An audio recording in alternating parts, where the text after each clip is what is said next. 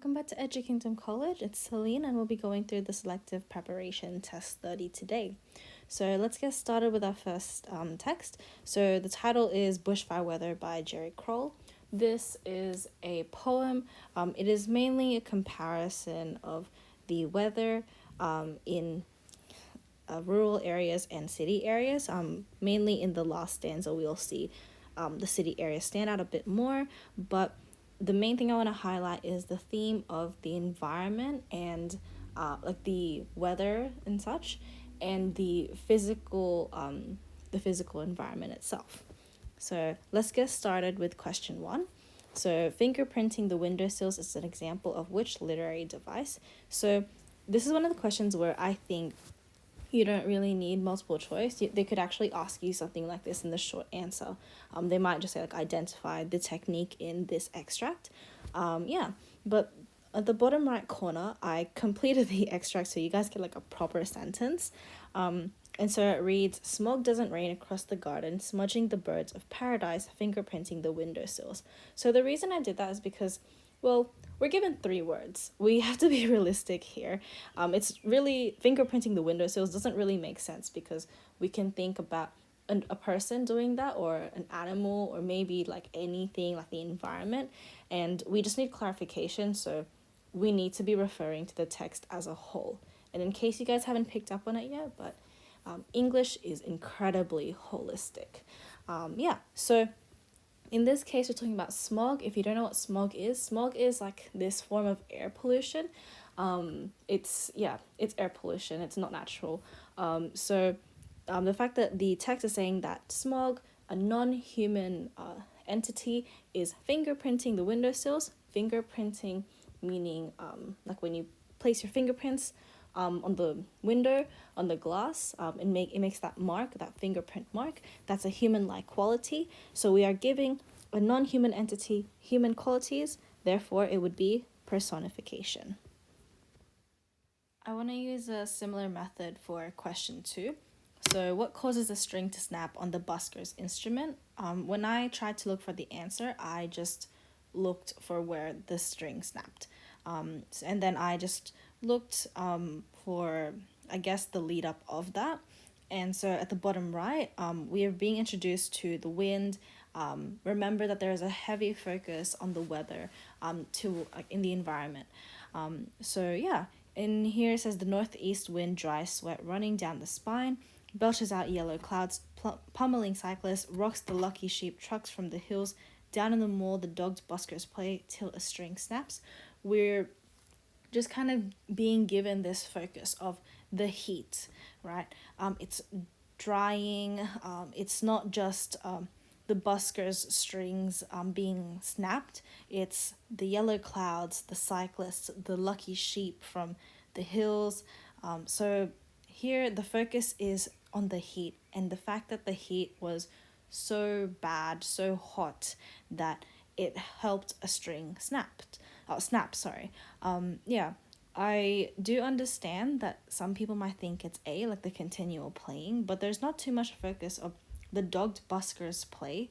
I just read that out from the extract. There's not too much focus on the fact that they are continuously playing, right? We need that exact image from the text, that there is a continuous playing. Otherwise, we can't say that that's the answer. In question 3, they asked us what is meant by the phrase "but shade is kinder." So once again, complete extract is at the bottom right.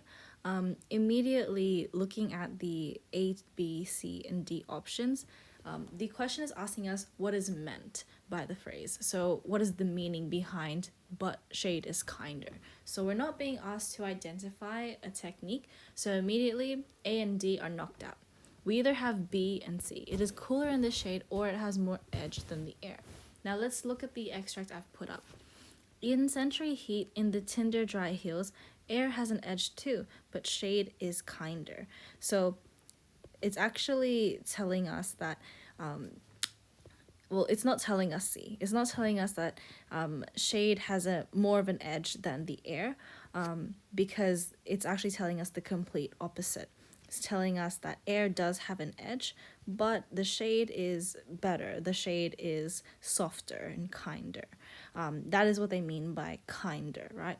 Consider kindness as like gentleness, softness. Yeah. And so the only feasible answer in that case would be B. It is cooler in the shade. It is softer, as in you feel more cool, you feel more relaxed and comfortable. Question 4 draws on our understanding of the purpose of text and understanding text as a whole. So in Bushfire Weather, the poet is comparing A, the heat, to the wind. This is incorrect because we are being given multiple weathers. B, the heat to the cool, same thing as A. We are given multiple weathers. C, the city to the country. This is a feasible answer because we're given two settings. So we were given the outback area, like hills, and then in the last stanza we were given the city itself. D, summer to winter, that's not feasible at all, because once again there are multiple weathers, and if anything, the other weather would be the wind and the heat. There was brief mention of the cool, as in like the shade and such, but nevertheless there is much more focus on the setting, the fact that it's very hot and tumultuous in the country, and then the city is very hot as well. For questions 5 to 10, I would just like you guys to read this extract in your spare time. So feel free to take a screenshot and we'll go back to the slides after you finished reading them. And here are the options as well. Note that we may not have to put these in. Yeah, so just keep those screenshots like on the side as we answer questions 5 to 10. Basically, the extract is about the idea of being a genius or being an Einstein and what it means to label a child or a student a genius, the pressure it gives, and such. Yeah. So let's get started for question 5. So for question 5, we have options A, B, C, and D, which is sentence A, sentence D, sentence F, and sentence G. So if we look at the sentence before question 5, we're being introduced to the idea of going into more advanced classes and specifically going into the children of higher intellectual potential programs, right? So we're being spoken to about the organization, the processes in which children who are especially gifted or talented will go through just so that they can have much more challenging questions and just schooling that will help them improve. So here we want a sentence that talks about that organization, and in this case the only option we have would be sentence F. It's impossible to say where there are more gifted children in need of accelerated learning programs in recent times. So this sentence talks about where we're going to place gifted students and the programs that they should be in. We're going into the topic as well of research that has been recent, studies that support this, and how these programs are actually feasible and do support children who are of a higher ability. Question 6 talks a little bit more about the relation of schooling and the programs that are offered for gifted students, and basically just pointing out some flaws with them. So that's kind of what the sentence in this slide is saying, the very first one. It just gives us a stat. So 36 Victorian state schools have select entry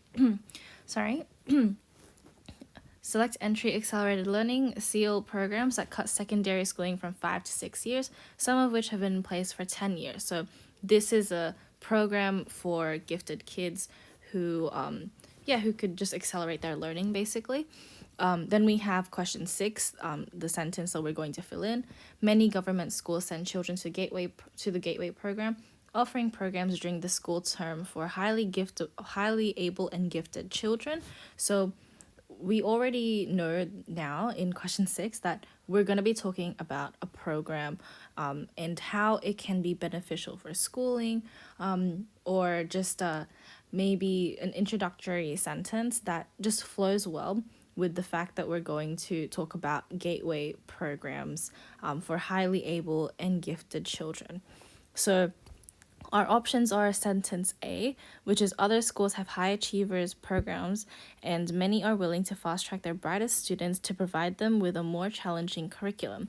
This is a great introductory sentence, and this is the answer for 6A because it is a general sentence that just introduces the small, like the overarching topic of a high achieving program, right?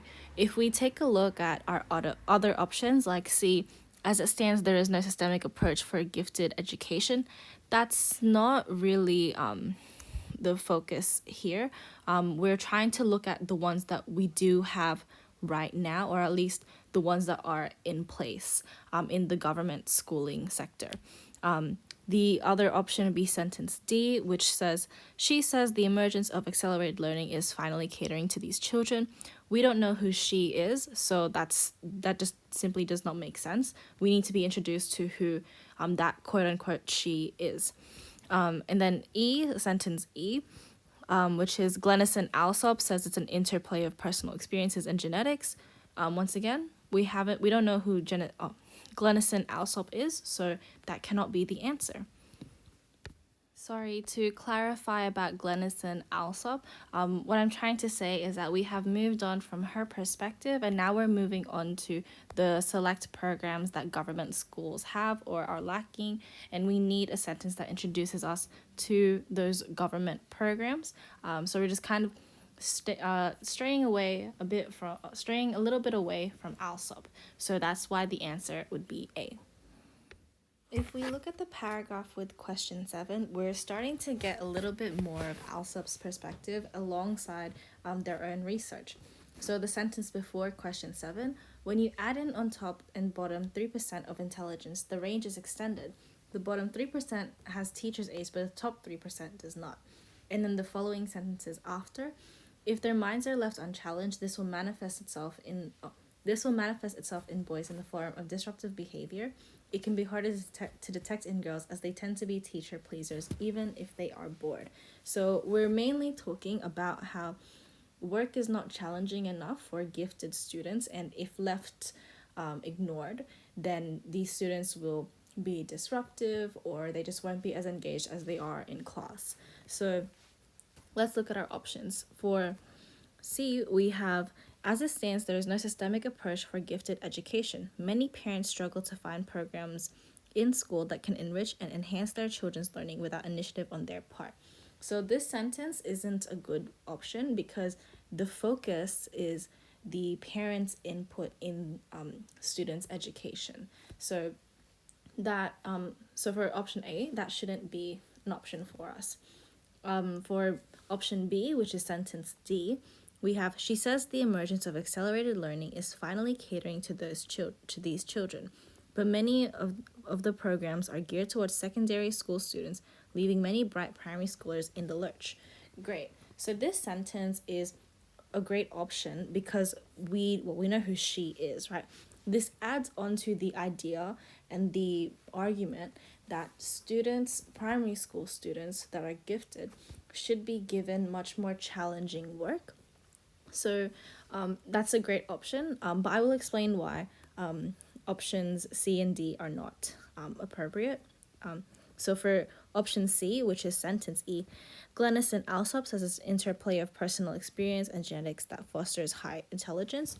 Now this sentence talks about intelligence itself, but we want to focus on the activities or at least the solutions we can partake in, so that students, primary school students that are gifted, are not disengaged in class. Sentence F, it's impossible to say whether there are more gifted children in need of accelerated learning programs in recent times. So this isn't a good sentence either, because it goes against what the point of this paragraph is. The point of this paragraph is to tell us that we should have some extra support or extra challenging work for students who find the work right now a little bit easier. Now, the sentence F is basically trying to tell us that it's unreliable, that we don't really need these programs, and we're not really sure how many gifted students there are. So it just kind of goes against and is a little bit irrelevant as to what this paragraph is talking about. So the only feasible answer here would be option B, which is sentence D.